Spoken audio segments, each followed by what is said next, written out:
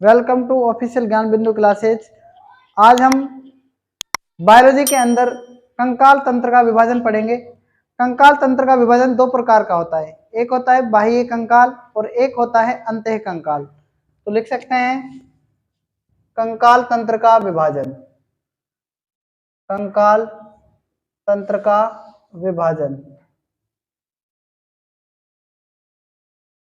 कंकाल तंत्र का विभाजन दो प्रकार का होता है।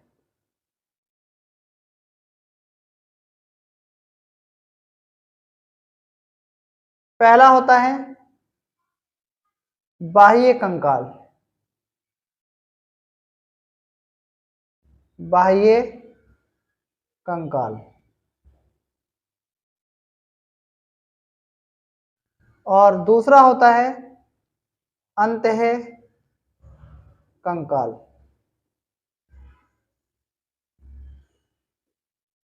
बाह्य कंकाल को इंग्लिश में कहते हैं एक्सो स्केलेटन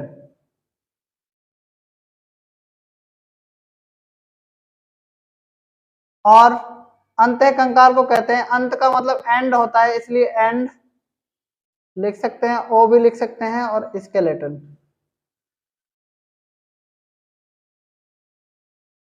ठीक है, यह है बाह्य कंकाल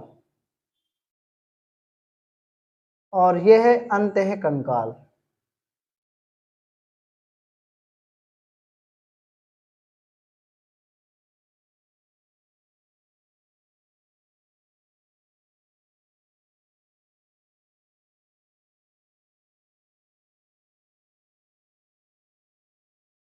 बाह्य कंकाल के उदाहरण कौन कौन से हो सकते हैं?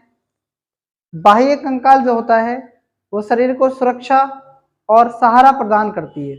ठीक है, यानी कवच का काम करती है। तो जो इनके पंख होते हैं, ठीक है, पक्षियों के पंख, मछलियों में सरीसृपों के शरीर पर उपस्थित पंख, सल्क आदि जो होता है वो बाह्य कंकाल होता है। बाह्य कंकाल यानी जिन जंतुओं का कंकाल बाहर की ओर स्थित होता है उन्हें हम बाहरी कंकाल कहते हैं। जिन जंतुओं का कंकाल अंदर की ओर स्थित होता है उन्हें हम अंतः कंकाल कहते हैं। तो कंकाल तंत्र का जो विभाजन होता है वो दो प्रकार से किया जाता है। ठीक है, तो इसमें लिख सकते हैं आप ऐसा कंकाल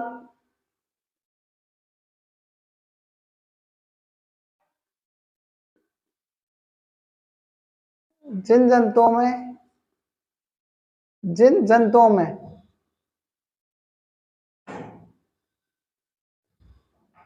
बाहर की ओर स्थित होता है, बाहर की ओर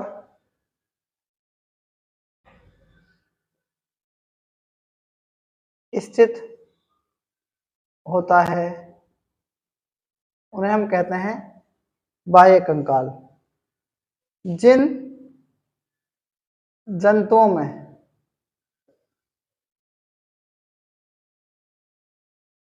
कंकाल अंदर की ओर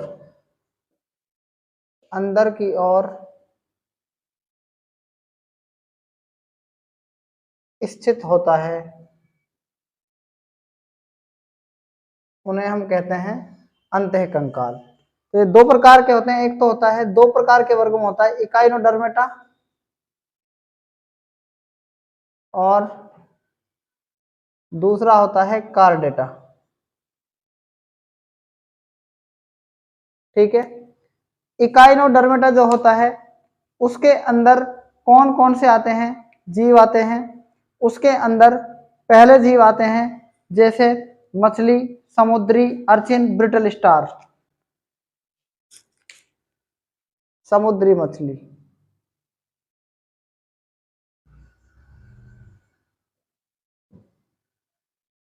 उसके बाद ब्रिटल स्टार,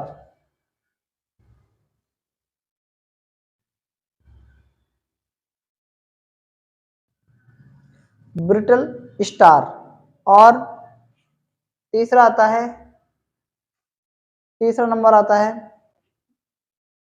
समुद्री अर्चिन।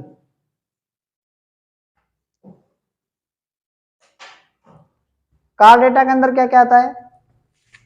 कार्डेटा के अंदर आता है स्तनधारी जीव,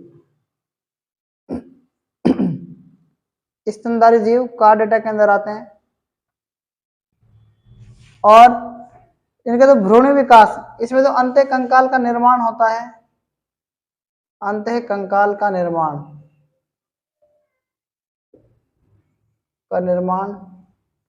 जो होता है इसके अंदर, इसमें मीसोडर्म होता है, मीसोडर्म,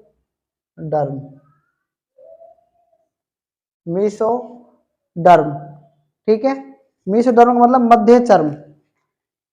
तो अंतः कंकाल के निर्माण का जो प्रोसेस है उसको मीसोडर्म कहते हैं, ठीक है। ये आपको नोट में याद रखना है, मीसोडर्म। उसके बाद इसके अंदर जो इसमें ऊतक पाए जाते हैं वो बाह्य कंकाल तंत्र में मृत ऊतक पाए जाते हैं। तो इसमें लिख सकते हैं मृत ऊतक पाए जाते हैं, मृत ऊतक पाए जाते हैं। इसमें जो ऊतक पाए जाते हैं वो जीवित ऊतक पाए जाते हैं, जीवित ऊतक पाए जाते हैं। ये आपको इसमें अंतः कंकाल तंत्र में याद रखना है। आगे देखो, जो बाह्य कंकाल होता है उसके उदाहरण कौन कौन से हो सकते हैं। जैसे हम कह सकते हैं कॉकरोच, टिड्डा, केकड़ा, घोंगा, सीप, कछुआ। और इसमें मृत ऊतक पाए जाते हैं, आपको याद रखना है मृत ऊतक पाए जाते हैं इसके अंदर। इसके उदाहरण कौन कौन से हैं, टिड्डा और कॉकरोच और कौन सा है, सीप, कछुआ। और कौन से हैं, सी डी, टिड्डा, कॉकरोच, सीप, कछुआ, ये सब बाह्य कंकाल के उदाहरण हैं।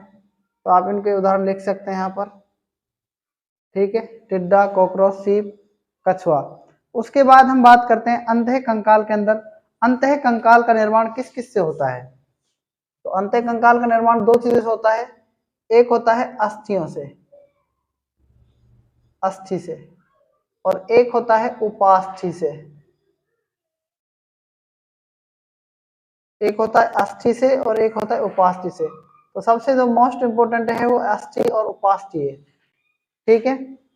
तो यहां तक आप नोट कर सकते हैं। फिर उसके बाद हम पढ़ेंगे अस्थि एवं अस्थियों के प्रकार। देखो ध्यान से देखो, अंत्य कंकाल के अंदर दो चीज आती हैं। अंत्य कंकाल किस किस से बनता है, एक तो बनता है अस्थियों से, किससे बनता है, अस्थियों से, और एक बनता है उपास्थियों से। मैंने आपको बताया था अस्थियों के अध्ययन को क्या कहते हैं, अस्थियों के अध्ययन को क्या कहते हैं, ऑस्टियोलॉजी कहते हैं। क्या कहते हैं, ऑस्टियोलॉजी कहते हैं। और मैंने बताया था उपास्थियों के अध्ययन को कॉन्ड्रोलॉजी कहते हैं। क्या कहते हैं, कॉन्ड्रोलॉजी। ये आपको याद रखना है, कॉन्ड्रोलॉजी किसे कहते हैं, ऑस्टियोलॉजी किसे कहते हैं। मांसपेशियों के अध्ययन को क्या कहते हैं, मायोलॉजी कहते हैं। मांसपेशियों के अध्ययन को क्या कहते हैं, मांसपेशियों के अध्ययन को कहते हैं हम क्या, मायोलॉजी। क्या कहते हैं, मायोलॉजी, ठीक है। इसको भी आपको याद रखना है। अब यहां देखो, जो अस्थियां होती है ना, अब हम पढ़ रहे हैं अस्थियां। अस्थियों का निर्माण किससे होता है, कैल्शियम से होता है, मैग्नीशियम से होता है, प्लस कोलेजन तंतुओं से होता है, ठीक है। जो अस्थियां होती है ना वो ठोस और कठोर और संयोजी ऊतक होता है उसके अंदर। अस्थि ठोस होती है, कठोर होती है, किसके कारण, संयोजी ऊतक होता है जो, वो किसके कारण होता है, कैल्शियम और मैग्नीशियम और कोलेजन तंतुओं के कारण इसका काम करती है। अस्थियों का जो निर्माण होता है, अस्थियों का निर्माण वो किससे होता है, उपास्थियों से होता है। पहले क्या होता है, जो जब हम किशोरावस्था में से पहले होते हैं, बाल्य अवस्था में, तो ये धीरे धीरे क्या है, अस्थियां, उपास्थियां अस्थियों का निर्माण करती हैं, यानी उपास्थियां बड़ी होकर अस्थि बन जाती हैं। मानो 4-5 उपास्थियां मिलकर क्या बनती है, धीरे धीरे एज के अकॉर्डिंग जब हम डेवलप होते हैं, जब हमारा विकास होता है शरीर का, तो उनसे क्या बन जाती है, अस्थियां। और याद रखना, अस्थियों का जब निर्माण होता है उसमें कौन कौन सी कोशिकाएं काम करती है, ध्यान रखना, दो प्रकार की कोशिकाएं काम करती है, अस्थि कोरक और कौन सी करती है, अस्थि शोषक। अस्थि कोरक कैसे शुरू है, इंग्लिश में ऑस्टियो कहते हैं अस्थि को, ऑस्टियो कहते हैं अस्थि को, शोषक का मतलब समझ रहे हो, सी, सी से मतलब शोषक, तो क्लास्ट, ऑस्टियोक्लास्ट का मतलब अस्थि शोषक, ऑस्टियोब्लास्ट का मतलब अस्थि कोरक। ऑस्टियोब्लास्ट क्या करती है, जो बाहरी जो भाग होता है, बाहरी जो आवरण होता है उसको ठोस भाग के रूप में करती है अस्थि कोरक। और अस्थि शोषक क्या करती है, मज्जा गुहा का निर्माण करती है हड्डियों में, क्योंकि जो मज्जा गुहा होती है ना वो अस्थियों में पाई जाती है। मज्जा गुहा कहां पाई जाती है, अस्थियों में पाई जाती है। एक होती है अस्थि मज्जा, क्या होती है, अस्थि, अस्थि मज्जा कहां पाई जाती है, बताओ, अस्थियों के बीच जो स्थान होता है वहां पर अस्थि मज्जा पाई जाती है, यानी बीच में पाई जाती है। और अस्थि जो जो ये मज्जा गुहा है ना, ये पाई जाती है हड्डियों के लास्ट में, सिरों पर, मतलब समझ में आ रही मेरी बात, मैं आगे चल के बताऊंगा आपको। और बात आती है अस्थि की, अस्थि का कितना परसेंट भाग, 38% भाग तो बनता है किससे, ओसिन नामक प्रोटीन से, और 62% भाग बनता है अकार्बनिक लवणों से। अब अकार्बनिक लवणों के अंदर क्या क्या आता है ये आपको पता होना चाहिए, जैसे calcium phosphate, calcium phosphate, magnesium phosphate. जैसे मैं आप बात करता हूं किसकी, कैल्शियम फास्फेट की, PaPO4, यह आता है कैल्शियम फास्फेट। एक आता है कैल्शियम मैग्नीशियम फास्फेट, एक तो आ गया कैल्शियम और एक क्या आ गया, मैग्नीशियम फास्फेट का। तो समझ में आ गया नहीं आ गया, बताओ, MgSPO4 और CaPO4 से बनती है। एक कार्बनिक पदार्थ, मतलब देखो अस्थि किस किस से बनती है, 38% तो होता है इसके अंदर प्रोटीन, 62% बचा, 62% में कैल्शियम और मैग्नीशियम दो चीजों का निर्माण और होता है, यानी कैल्शियम फास्फेट और मैग्नीशियम फास्फेट। बताओ ये बात आपको समझ में आ गई कि नहीं आ गई। इसी के कारण, कैल्शियम और फास्फेट के कारण हमारी अस्थियां ठोस और कठोर होती हैं। आगे बात करते हैं, अस्थियों के ऊपर एक तंतु में संयोजी ऊतक का एक ढक्कन होता है, क्या होता है, अस्थियों के ऊपर, किसके ऊपर, अस्थियों के ऊपर एक ढक्कन होता है, क्या होता है, ढक्कन, ढक्कन होता है। इस ढक्कन को क्या कहते हैं बताओ, देखो ये मोस्ट इंपोर्टेंट बात है, अस्थियों के ऊपर क्या होता है, एक ढक्कन होता है, उसे कहते हैं परिअस्थिका कहते हैं, पेरियोस्टियम, क्या कहते हैं, परिअस्थिका, क्या कहते हैं इसको, इसको कहते हैं परिअस्थिका, क्या कहते हैं इसको, परिअस्थिका, पेरिएस्टियम, क्या कहते हैं, अस्थियों के ऊपर जो ढक्कन होता है ना उसको कहते हैं पेरिअस्थिका। याद रखना, पेरिअस्थिका स्नायु अथवा कंडरा द्वारा अन्य मांसपेशी से जुड़ी होती है। परिअस्थिका किससे जुड़ती है, दो चीजों से जुड़ती है, देखो परिअस्थिका किस किस से जुड़ती है, ध्यान से सुनना आप इस बात को, परिअस्थिका, परिअस्थिका नाम से समझ में आ रहा है, परिअस्थिका को हम इंग्लिश में क्या बोल रहे हैं, पेरिएस्टियम बोल रहे हैं। परि का मतलब चारों ओर, ठीक है, और अस्थि का मतलब अस्थि के चारों ओर, तो अस्थि के ऊपर चारों ओर क्या होता है, एक ढक्कन होता है, उसे ही कहते हैं परिअस्थिका। तो परिअस्थिका दो भागों में डिवाइड करती है, एक तो करती है स्नायु को, किसको करती है, और एक करती है कंडरा को। स्नायु को इंग्लिश में क्या बोलते हैं, लिगामेंट बोलते हैं, और कंडरा किसको बोलते हैं, टेंडन को बोलते हैं, ठीक है, टेंडन बोलते हैं। याद रखना स्नायु क्या काम करती है, स्नायु अस्थियों को अस्थियों से, उपास्थियों को उपास्थियों से जोड़ती है, लेकिन जो कंडरा करती है ना वो क्या काम करती है, अस्थियों को मांसपेशियों से या उपास्थियों को मांसपेशियों से। तो स्नायु क्या होता है, ध्यान से समझना, स्नायु होता क्या है, स्नायु को लिगामेंट बोलते हैं, लिगामेंट, लिगामेंट ऐसे हिंदी में लिख रहा हूं मैं, ध्यान रखना, ठीक है, पहला यहां ध्यान देना। दूसरा क्या है, कंडरा, यानी क्या है इसका मतलब, हिंदी में भी ऐसे आता है टेंडन, ऐसे एग्जाम में पूछा जाता है, ठीक है। पहला है स्नायु लिगामेंट, लिगामेंट क्या करता है, देखो अस्थि है और अस्थि को अस्थि से जोड़ता है, अस्थि को किससे जोड़ देगा, अस्थि से, यानी अस्थि को अस्थि से। फिर उसके बाद क्या है, उपास्थि को उपास्थि से जोड़ देगा, अस्थि को अस्थि से जोड़ता है या फिर उपास्थि को उपास्थि से जोड़ता है। लेकिन कंडरा क्या करता है, मांसपेशी को किससे जोड़ता है, अस्थियों से जोड़ता है। मांसपेशियों को अस्थियों से भी जोड़ सकता है और मांसपेशियों को उपास्थि से भी जोड़ सकता है। अब अस्थि का निर्माण किससे होता है, उपास्थि से ही होता है। तो कहने का मतलब मांसपेशियों को उपास्थि से भी जोड़ सकता है। कब, जब हमारा शरीर का डेवलपमेंट नहीं होता है उससे पहले, ठीक है। क्योंकि उपास्थि किससे बनती है, उपास्थि से क्या बनता है, अस्थियां बनती है। तो ध्यान रखना, स्नायु एवं कंडरा दोनों ही शक्तिशाली तंतु में ऊतक हैं। इनको आप तंतु में ऊतक कह सकते हैं। इन दोनों को क्या कह सकते हैं, स्नायु कंडरा को तंतु में ऊतक कह सकते हैं। फाइबर टिश्यू कहते हैं इसको, क्या कह सकते हैं इनको, तंतु में ऊतक। यानी ये कठोर होते हैं इसलिए इनको हम तंतु में ऊतक भी कह सकते हैं। ये बात आपको समझ में आ गई होगी, ठीक है। आगे देखो, आगे बात करते हैं किसकी, अस्थि मज्जा की। आगे किसकी बात करते हैं, अस्थि मज्जा की। अस्थि मज्जा को बोन मेरो कहते हैं। क्या कहते हैं, अस्थि मज्जा को इंग्लिश में क्या कहते हैं, अस्थि मज्जा को बोन मेरो कहते हैं। क्या कहते हैं, अस्थि को क्या बोलते हैं, बोन, और मज्जा को क्या बोलते हैं, मेरो। तो याद रखना, देखो यहां पर अस्थि मज्जा को बोन मेरो कहते हैं। अब याद रखना, इंपॉर्टेंट पॉइंट है, इंपॉर्टेंट पॉइंट है ये, अस्थि मज्जा क्या होता है। अस्थि मज्जा को ध्यान से सुनना है, अस्थि मज्जा होता क्या है। इंपॉर्टेंट इसलिए है क्योंकि एग्जाम की दृष्टि से कई बार एग्जाम में क्वेश्चन आता है अस्थि मज्जा। जो मोटी होती है ना, जो मोटी अस्थि होती है या लंबी अस्थियां होती हैं, उनमें से एक खोखली गुहा पाई जाती है। मोटी अस्थि में या फिर लंबी अस्थि में क्या पाई जाती है, खोखली गुहा पाई जाती है। उस खोखली गुहा के कारण इसे मज्जा गुहा कहते हैं। क्या कहते हैं इसको, मज्जा गुहा कहते हैं। बात आगे समझ में। तो इसके अंदर दो पॉइंट होंगे, एक तो होगा अस्थि मज्जा, एक तो क्या होगा, और एक होगा मज्जा गुहा। मैंने आपको भी मज्जा गुहा पढ़ाया था, ये रहा। अस्थि शोषक जो होता है ना, मज्जा गुहा का निर्माण करती है, और जो बाह्य ठोस भाग होता है उसका काम कौन करती है, अस्थि कोरक करती है। बात समझ में आ रही है कि नहीं आ रही। तो एक तो है मज्जा गुहा, एक क्या है, मज्जा गुहा, और एक है अस्थि मज्जा। तो सबसे पहले हम बात करते हैं अस्थि मज्जा गुहा की। मज्जा गुहा क्या होता है, देखो मज्जा गुहा,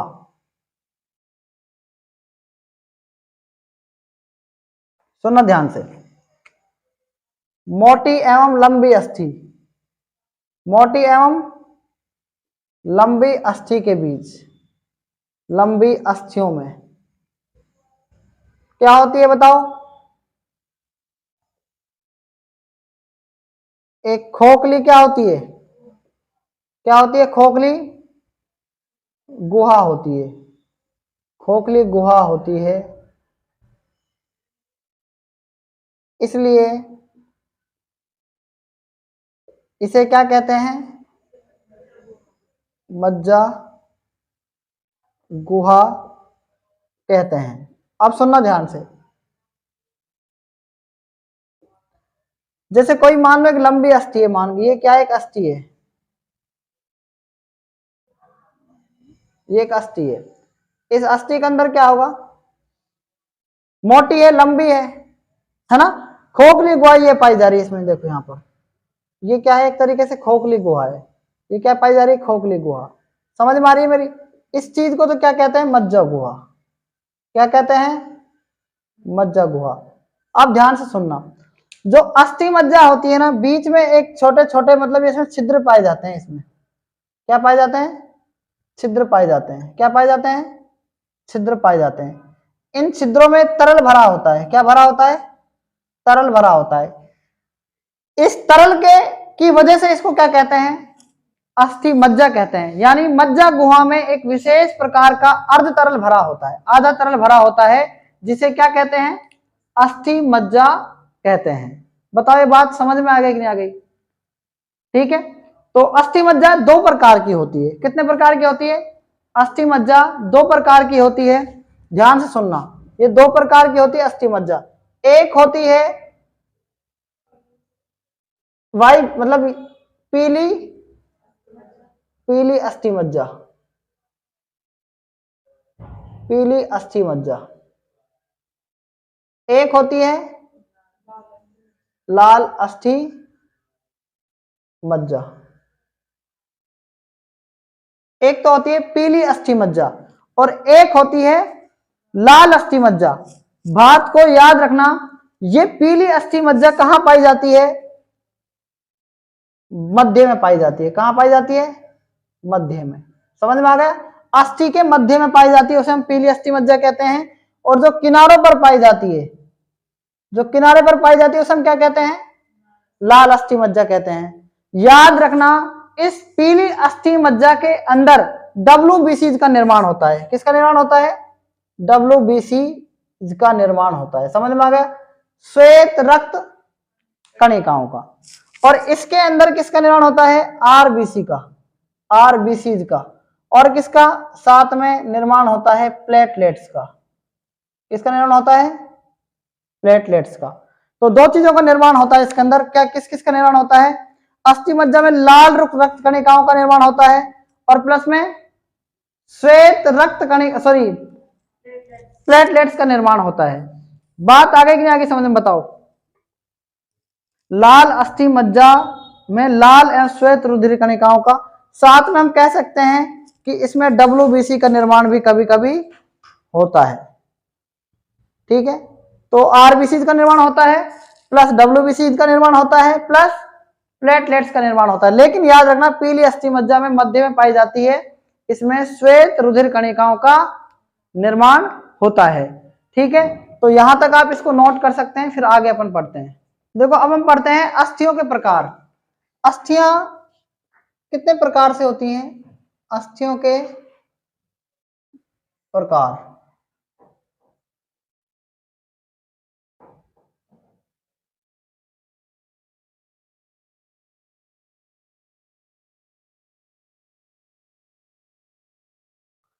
अस्थियां दो प्रकार से होती हैं। एक तो होती है विकास के आधार पर, डेवलप, मतलब जब अस्थियां डेवलप हो जाती हैं तो डेवलप के आधार पर कितने प्रकार की? दो प्रकार की। तो हम कह सकते हैं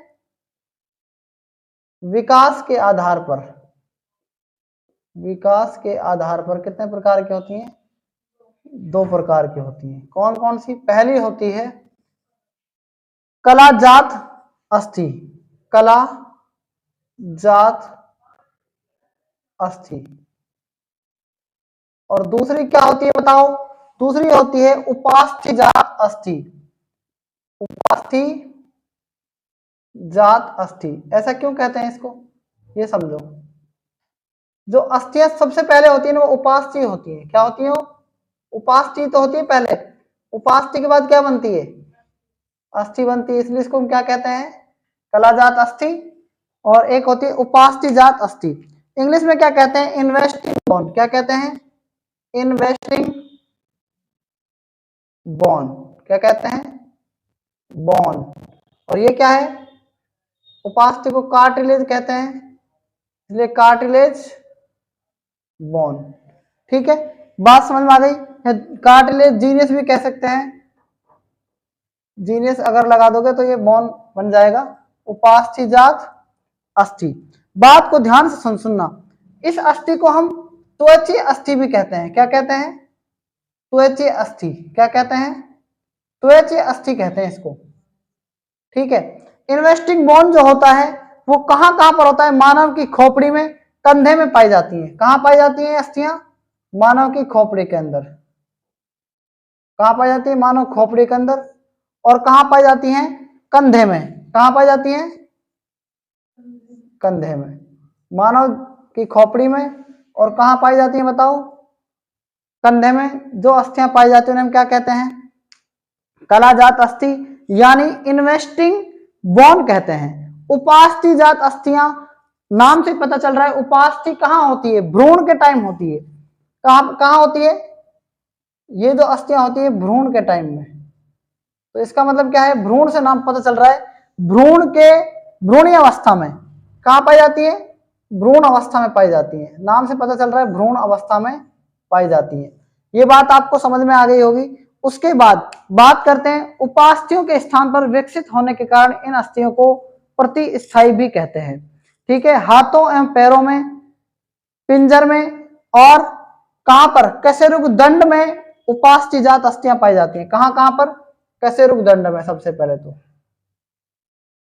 और दूसरी चीज और कहां पाई जाती हैं, प्लस में पिंजर में, और तीसरी चीज वक्षीय पिंजर, वक्षीय पिंजर में, कशेरुक दंड में, और कहां पाई जाती हैं बताओ ये अस्थियां, पैरों में, हाथों एवं पैरों में, हाथों और पैरों में ये अस्थियां पाई जाती हैं। ठीक है, कहने का मतलब क्या है, मानव जो खोपड़ी है ना और जो कंधे हैं वो डेवलप तो होते हैं, धीरे धीरे होते हैं, लेकिन थोड़े जल्दी हो जाते हैं। मतलब कि भ्रूण के बाद बच्चा 1 साल 1.5 साल में समझने लग जाता है। ठीक है, इसलिए हम कह सकते हैं कि ये जो अस्थियां होती हैं ये क्विकली डेवलपमेंट होती हैं, तेज विकसित होती हैं। ये जो होती हैं ये धीरे धीरे विकसित होती हैं। उसके जो हाथ पैर है, उसके जो वक्षीय पिंजर है, वक्ष गुहा जो है, कशेरुक दंड है, वो धीरे धीरे डेवलपमेंट होते हैं। एक बच्चा होता है जो एकदम से तेजी से नहीं भाग सकता हो, इसलिए जो कलाजात अस्थि होती है इसे हम त्वचीय अस्थि कहते हैं, और इस अस्थि को हम क्या कहते हैं, उपास्थि-जात अस्थि कहते हैं। तो आगे हम बात करते हैं आकृति के आधार पर अस्थियों के प्रकार, मतलब कि आकृति मतलब साइज के आधार पर। अब हम पढ़ेंगे साइज के आधार पर, किसके आधार पर, यानी आकार के आधार पर अस्थियां कितने प्रकार की होती हैं, आकार के आधार पर, आकार के आधार पर कितने टाइप की होती हैं। ठीक है, ये आपको पढ़ना है। तो कहने का मतलब क्या है, पहली तो किसके आधार पर थी, विकास के आधार पर, किसके आधार पर, 2 प्रकार की, और आकार के आधार पर कितने प्रकार की होती हैं, 6 प्रकार की होती हैं। कितने प्रकार की होती हैं, 6 प्रकार की। सबसे पहली होती है लॉन्ग बोन्स, यानी लंबी अस्थियां। पहली क्या है, लंबी अस्थियां। पहली क्या है बताओ, लंबी अस्थियां। दूसरी क्या है, दूसरी है लघु अस्थियां। दूसरी क्या है, लघु अस्थियां। और तीसरी क्या है, तीसरी अस्थियां अनियमित अस्थियां, अनियमित अस्थियां। चौथी अस्थियां आती हैं वायवीय अस्थियां, वायवीय अस्थियां। पांचवी अस्थि आती हैं ग्रंथिपूर्ण अस्थियां। पांचवी क्या है, ग्रंथिपूर्ण अस्थियां। और छठी कौन सी है, चपटी अस्थियां। कौन सी है, चपटी अस्थियां। सबसे पहले कौन सी है, लंबी अस्थियां। ठीक है, दूसरी कौन सी है, लघु अस्थियां। तीसरी कौन सी है, अनियमित अस्थियां। चौथी कौन सी है, वायवीय अस्थियां। पांचवी कौन सी है, चपटी अस्थियां। और छठी कौन सी है, ग्रंथिपूर्ण अस्थियां। यानी कुल मिलाकर 6 अस्थियां होती हैं। ये हैं, जैसे कोई लंबी है, कोई थोड़ी छोटी है। ठीक है, तो लंबी का विपरीत क्या हो गया, लघु हो गया ना, लघु, लंबी, लघु को मतलब शॉर्ट, और लंबी को मतलब लॉन्ग। अनियमित और वायवीय को हम नियमित भी कहते हैं। एक हो गई चपटी और एक हो गई ग्रंथिपूर्ण अस्थियां। तो कुल मिलाकर अगर हम साइज के आधार पर बात करें तो 6 प्रकार की अस्थियां पाई जाती हैं। ठीक है, और विकास के आधार पर 2 प्रकार की अस्थियां पाई जाती हैं, कलाजात अस्थियां और उपास्थि-जात अस्थियां। अब हम बात करेंगे कि मानव शरीर में लंबी अस्थियां कौन कौन सी होती हैं। ठीक है, बात करते हैं लंबी अस्थियों की। तो सबसे पहले आप हेडिंग लिख सकते हैं लंबी अस्थियां। सबसे पहले क्या लिखेंगे, लंबी अस्थियां, लंबी अस्थियां।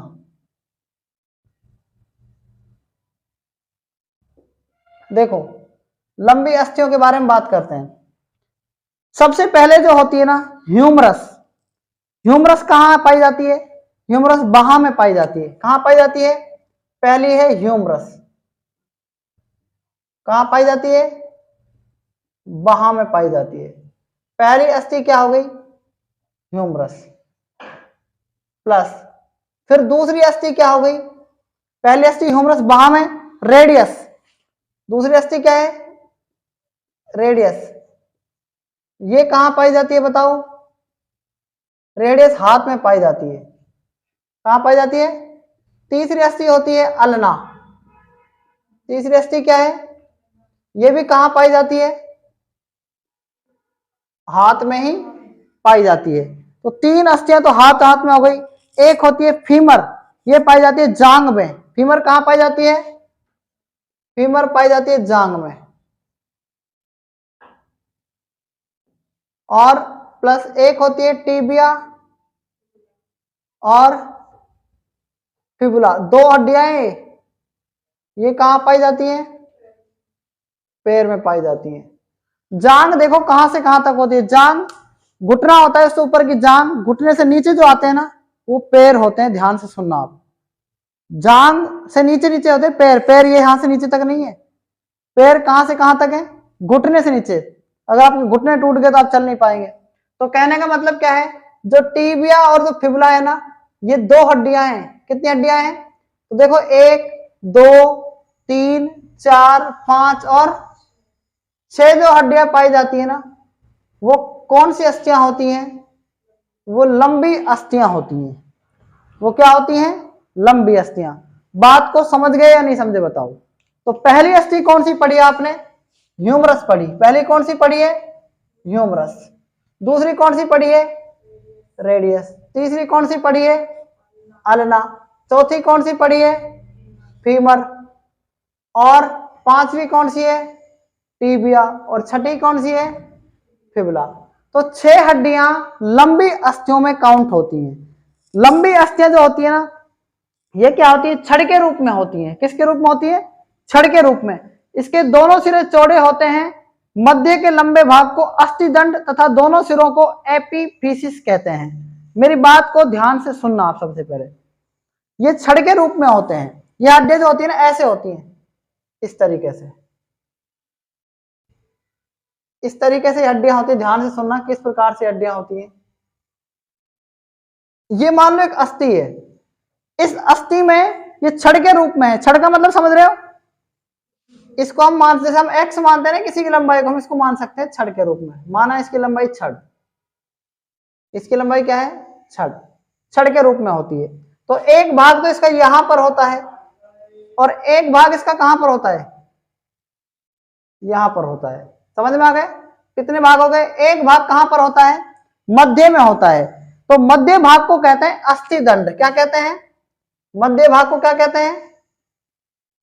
अस्थि दंड कहते हैं। क्या कहते हैं इसको? अस्थि दंड कहते हैं। ठीक है। दोनों सिरे चौड़े होते हैं। दोनों सिरों को एपीफिसिस कहते हैं। क्या कहते हैं? इसको भी एपीफिसिस कहते हैं, इस सिरे को भी। और एक तो अस्थिदंड हो गया और एक एपीफिसिस। मतलब मध्य भाग को अस्थिदंड और किनारों को क्या कहते हैं? एपीफिसिस। ठीक है। एपीफिसिस चिकने एवं संधियुक्त होते हैं। चिकने और क्या होते हैं? संधियुक्त होते हैं। ठीक है। चिकने और संधियुक्त के कारण ये एक साइड से दूसरी जगह, मतलब जो जोड़ होते हैं ना, उनको संधियुक्त कह सकते हैं। जो संधि होती है ना वो चिकनी होती है। ठीक है। तो लंबी अस्थियों के बारे में आपको पता लग चुका होगा। बात करते हैं किसकी? सेकंड की। सेकंड क्या आती है? लघु अस्थियां। सेकंड क्या आती है? लघु अस्थियां।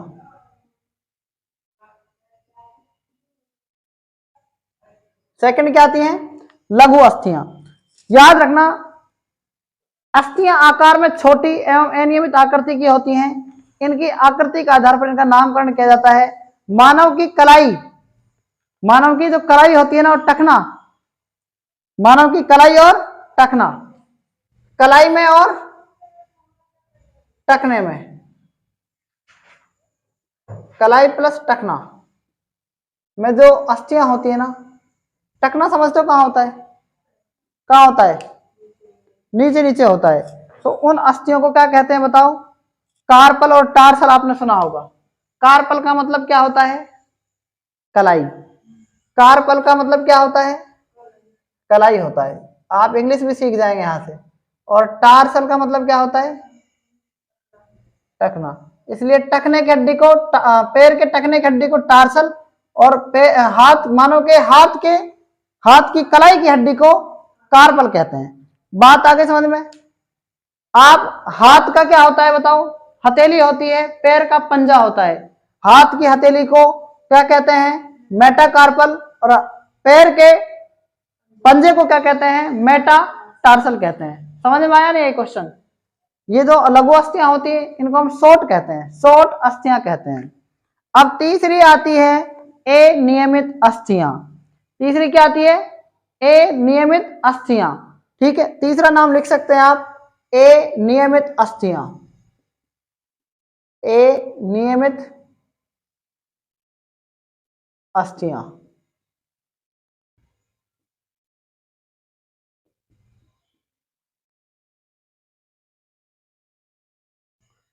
अनियमित अस्थियां, याद रखें, अनियमित अस्थियां जो होती है ना, इनकी आकृति पूर्णतः अनियमित होती है, किसी विशिष्ट आकृति वर्ग के अंतर्गत नहीं रखा जा सकता। कैसे रुकाएं, नितंब अस्थि तथा कपाल के आधार पर स्थित अस्थियां अनियमित अस्थियों के अंतर्गत उदाहरण है। तो सबसे पहले कैसे रुकाएं आ गई, फिर आ गई नितंब अस्थि, एक तो आ गई इसमें कैसे रुकाएं, क्या आ गई, कैसे रुकाएं। कैसे रुकाएं समझते हैं आप, इस प्लस में आ गई नितंब अस्थि। नितंब अस्थि, इसको हिप बोन कहते हैं। क्या कहते हैं, हिप बोन कहते हैं, हिप बोन। तीसरी आती है कपाल। कपाल मतलब कहां होता है, मस्तिष्क में। ठीक है, ये रही। इन तीनों चीजों को क्या बोलते हैं, कैसे रुकाएं, है ना, और नितंब अस्थि और कपाल, इन सभी अस्थियों को किसके अंतर्गत रखा जाता है, अनियमित अस्थियों के अंतर्गत रखा जाता है। अब हम बात करते हैं वायवीय अस्थियों की। किसकी बात करते हैं, वायवीय अस्थियों की। चौथा नंबर आता है वायवीय अस्थियों, वायवीय अस्थियां। चौथा नंबर आता है वायवीय अस्थियां।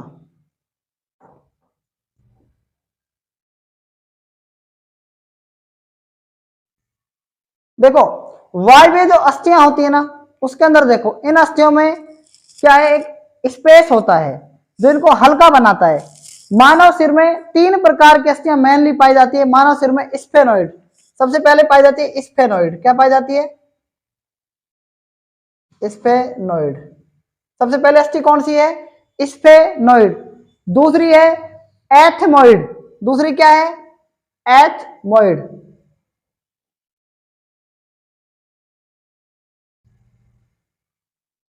और एक तीसरी अस्थि है जिसका नाम है मैक्सिला। जिसका नाम क्या है, मैक्सिला। पहली कौन सी है, पहली कौन सी है, स्फेनोइड। ठीक है, दूसरी कौन सी है, एथमोइड, और तीसरी कौन सी है, मैक्सिला। स्फेनोइड, एथमोइड और मैक्सिला नाम की जो अस्थियां होती हैं, ये क्या है, इनको हम अनियमित अस्थियां कहते हैं। इसको पी न्यूमेटिक बॉन्ड्स भी कहते हैं इंग्लिश के अंदर। और आपको याद रखना है कि ये अस्थियां हल्का, जो शरीर हल्का होता है ना, हल्के शरीर की वजह से ये इसमें पाई जाती हैं। ठीक है, याद रखना है कि ये अस्थियां पक्षियों में भी पाई जाती हैं। पक्षी जो होते हैं वो कम उड़ सकते हैं, हल्के होने के कारण। इसलिए हल्की अस्थियों का नाम है स्फेनोइड, एथमोइड और मैक्सिला। 3 प्रकार की अस्थियां याद रखना है। ठीक है। पांचवी आती है ग्रंथिपूर्ण अस्थियां। पांचवी क्या आती है, ग्रंथिपूर्ण अस्थियां। पांचवी आती है ग्रंथिपूर्ण अस्थियां। ग्रंथिपूर्ण अस्थियां, पांचवी आती है ग्रंथिपूर्ण अस्थियां। देखो ध्यान से पहले एक बार, ग्रंथिपूर्ण अस्थियां में ध्यान से सुनना। आपने सुना है गांठ के रूप में जो अस्थियां पाई जाती हैं, गांठ। गांठ, और गांठ किसके रूप में होती है, कंडराओं के रूप में। गांठ, जितनी भी गांठ होती है ना वो कंडरा के कारण होती है, टेंडन बोलते हैं इसको, ठीक है। और संधि स्थानों से धसी होती हैं। इन अस्थियों पर बाहरी आवरण नहीं पाया जाता, मतलब ढक्कन नहीं पाया जाता है, पेरियोस्टिक नहीं पाया जाता है। मैंने बताया था ना आपको, अस्थियों के ऊपर बाहर ऊपर जो स्थान ढक्कन होता है उसको हम क्या कहते हैं, पेरियोस्टिक कहते हैं। परि अस्थिका क्या कहते हैं, परि अस्थिका दो चीजों से जुड़ी होती है, दो चीजों से जुड़ी होती है मांसपेशियों से। एक तो जुड़ी होती है टेंडन के रूप में, एक लिगामेंट के रूप में। दो मतलब स्नायु और कंडरा जो होता है वो दो की वजह से जुड़ता है। मतलब जितनी भी हमारी परि अस्थिका होती हैं उनको जोड़ने के लिए किसकी आवश्यकता पड़ती है, एक तार को दूसरे तार से जोड़ने के लिए किसकी आवश्यकता पड़ती है, प्लायर की आवश्यकता पड़ती है ना। तो एक प्लायर मतलब प्लास का काम कौन करता है यहाँ पर, स्नायु तथा कंडरा मांसपेशियों को जोड़ती है इसके परि अस्थिका से। कौन जोड़ता है, टेंडन और लिगामेंट। क्लियर है, हुआ कि नहीं हो ये बात। अब आगे देखो, इसमें इन अस्थियों का निर्माण जो होता है ना जन्म के बाद, शिशु के जन्म के बाद होता है। किसके बाद होता है, शिशु के जन्म के बाद। तो याद रखना, इनका निर्माण कब होता है, शिशु के जन्म के बाद। कब होता है, शिशु के जन्म के बाद होता है। ठीक है, इतना ही आपको याद रखना है, आगे चलकर हम डिटेल पढ़ेंगे सबकी। ठीक है, इनका निर्माण शिशु के जन्म के बाद होता है। ठीक है, याद रखना है आपको, शिशु के जन्म के बाद होता है। मनुष्य के हाथ के पंजे में स्थित पिसिफॉर्म, घुटने में स्थित पेटेला, फेबेला ग्रंथिपूर्ण अस्थियों के उदाहरण हैं। तो मनुष्य के हाथ के पंजे की स्थिति को क्या बोलेंगे, देखो एक तो पहली अस्थि है इसके अंदर, सबसे पहली है पिसिफॉर्म। सबसे पहले क्या है, पिसिफॉर्म। और दूसरी क्या है, टिबुला। और तीसरी क्या है, पेटेला। पेटेला किसमें पाई जाती है बताओ, टिबुला। और चौथी भी लिख सकते हैं आप, फिबुला। ये किसके उदाहरण है बताओ,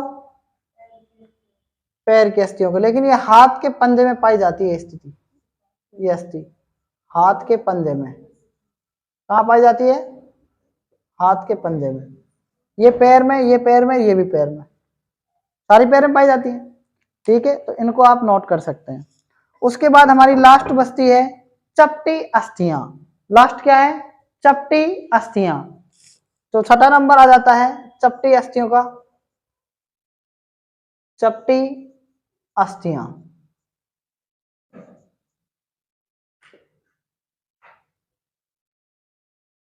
ग्रंथिपूर्ण अस्थियों को इंग्लिश में सेसामोइड बोन्स कहते हैं। क्या कहते हैं, सेसामोइड बोन्स। और चपटी का मतलब बोलते हैं फ्लैट। जो चपटी अस्थियां होती हैं ये बिल्कुल सपाट होती हैं दिखने में, है ना, सपाट का मतलब बिल्कुल फ्लैट, जैसे आपका एलसीडी स्क्रीन होती है इस तरीके से। इसमें दो प्रमुख सतह होती हैं, एक तो होती है उतली प्लेट्स की तरह होती हैं जो कुछ शारीरिक गुहाओं की सीमाओं का निर्माण करती हैं। मानव वक्ष में, मानव की जो छाती होती है ना उसमें तीन प्रकार की अस्थियां होती हैं। एक तो होती है स्केपुला, एक उरोस्थी, एक आती है पसलियां, एक आती है स्केपुला। क्या आती है, स्केपुला, स्केपुला। और दूसरी है उरोस्थी, दूसरी क्या है, उरोस्थी। और तीसरी क्या है, पसली। देखो ये जो तीनों जो हड्डियां होती है ना, तीनों अस्थियां, ये वक्ष में होती है, वक्ष में। और वक्ष का मतलब समझते हैं आप क्या होता है, वक्ष का मतलब होता है छाती, मतलब कि आपका सामने का हिस्सा, अक्ष का हिस्सा। स्केपुला को स्केपुला ही बोलते हैं, उरोस्थी को स्टर्नम बोलते हैं। क्या बोलते हैं, उरोस्थी को स्टर्नम बोलते हैं, स्टर्नम इंग्लिश में, इसको हम स्टर्नम भी कहते हैं। और जो पसली होती है इसको रिब्स कहते हैं इंग्लिश में। क्या कहते हैं, रिब्स। रिब्स मतलब पसली होती है। तो चपटी अस्थियां तीन प्रकार की, चपटी अस्थियों में तीन प्रकार के उदाहरण बताए मैंने आपको, स्केपुला, उरोस्थी और पसली। उरोस्थी को दूसरे नाम से भी जानते हैं, स्टर्नम। ये तीनों जो अस्थियां होती हैं, ये तीनों अस्थियां चपटी होती हैं, मतलब कि वक्ष के समान होती हैं, सपाट होती हैं, इन प्रकार की अस्थियों को चपटी अस्थियां कहा जाता है। ठीक है, याद रखना है आपको कि जो लघु अस्थियां हैं वो कलाई और टखने में पाई जाती हैं, कलाई और टखने में। अनियमित अस्थिकाएं कशेरुकाएं और निलंब अस्थि और कपाल के रूप मतलब मस्तिष्क के अंदर पाई जाती हैं। वायवीय अस्थियां होती हैं स्पेनोइड, एथमोइड, मैक्सिला। ये वायवीय जो अस्थियां होती है ना, ये कहाँ पाई जाती हैं, आपको याद रखना है, ये वहां पर पाई जाती है जहां पर आपको हल्की कोई चीज, जैसे पक्षियों में उड़ने के लिए उड़ने की आवश्यकता होती है, इसलिए वहां पर पाई जाती हैं। और वायवीय जो अस्थियां जो ये देखो, वायवीय मतलब हवा से ही पता चल रहा है वायवीय। ठीक है, और ये क्या है, ग्रंथिपूर्ण अस्थियां। इनका निर्माण शिशु के जन्म के बाद होता है। शिशु का जन्म का मतलब होता है कि उपास्थि का काम हो रहा है, तो उपास्थि के रूप में पाई जाती हैं। ये 3-4 प्रकार की हैं, पिसीफॉर्म, हाथ का पंजा, टिबुला, पेटेला, फिबुला। ठीक है, चपटी अस्थियां जो होती हैं, स्केपुला, उरोस्थि, पसली। उरोस्थि को स्टर्नम और स्केपुला को इंग्लिश में स्केपुला ही कहते हैं। ठीक है, तो आज तक हमने अस्थि यानी कहने का मतलब आंतरिक कंकाल तंत्र के पहला टाइप पढ़ लिया है, जिसको हम अस्थि कह रहे थे। तो अस्थि के बारे में हमने पूर्णतः अध्ययन कर लिया है। आगे हम नेक्स्ट क्लास के अंदर उपास्थि के बारे में पढ़ेंगे। तब तक के लिए धन्यवाद।